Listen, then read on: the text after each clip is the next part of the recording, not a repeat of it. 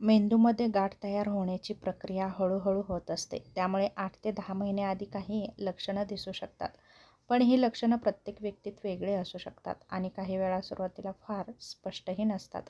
पहिलं म्हणजे सतत डोकेदुखी, वारंवार किंवा रोज डोकं दुखणं, सकाळी उठल्यावर जास्त तीव्र वेदना होणं, साध्या औषधांनी कमी न होणारी वेदना, मळमळ आणि उलट्या, विशेषतः सकाळी उठल्यावर. कोणतंही स्पष्ट कारण नसताना उलट्या होतात. दृष्टीमध्ये बदल होतो, धूसर दिसतं, डबल दिसतं, एकच वस्तू दोनदा दिसते. अचानक दृष्टी कमी होते, झटके येतात. पूर्वी कधीही झटके न आलेल्या व्यक्तीत अचानक सुरू होतात. शरीराचे काही भाग अनियंत्रित हलतात. स्मरणशक्ती आणि एकाग्रतेमध्ये बदल होतो. गोष्टी विसरतात. लक्ष केंद्रित करायला अडचणी निर्माण होतात. निर्णय घेण्यात अडथळे निर्माण होतात. वागणूक किंवा स्वभाव बदलतो. अचानक चिडचिडेपणा जाणवतो. उदासीनता, असामान्य वर्तन राहतं. व्यक्तिमत्वामध्ये बदल होतो. शरीराच्या एका बाजूला कमजोरी जाणवते. हात किंवा पायामध्ये अशक्तपणा येतो. चालताना तोल जातो. बोलण्यात अडचणी येतात. शब्द स्पष्ट न बोलता येणं. योग्य शब्द सापडत नाहीत.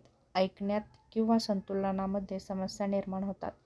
कानातून आवाज येतो. त्याचप्रमाणे चालताना चक्कर येऊ शकते. ही सर्व लक्षणं नेहमीच दिसतीलच असं नाही. काही लक्षणं इतर आजारांमुळेही दिसू शकतात. पण जर ही लक्षणं हळूहळू वाढत असतील किंवा दीर्घकाळ टिकत असतील तर मात्र डॉक्टरांचा सल्ला घेणं गरजेचं आहे.